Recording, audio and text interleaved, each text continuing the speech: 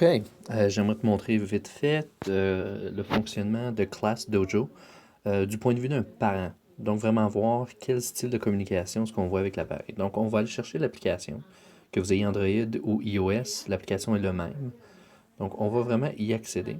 Class Dojo, le petit bonhomme vert. On commence avec Class Story. Si jamais l'enseignant ou l'enseignante avait décidé de rajouter une description pour la classe, elle s'y trouverait ici. Ensuite, on a notre enfant. Donc, dans ce cas-ci, vous voyez ma petite fille. Puis, on voit au bas Madame Caroline Gauthier, Caroline et Marie-Lou. Donc, on a la possibilité d'avoir plusieurs enseignants qui vont contribuer à une classe ou avec un enfant.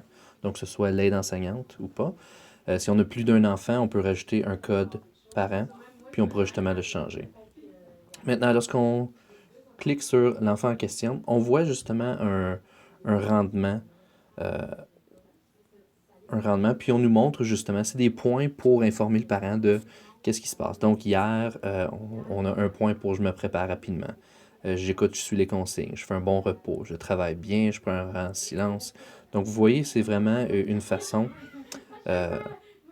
assez simple et efficace de communiquer aux parents le rendement de l'élève à l'école.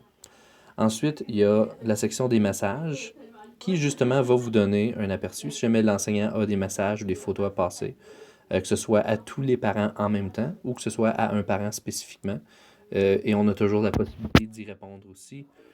Euh, si on peut écrire ce qu'on veut. Excellent. Bonne journée.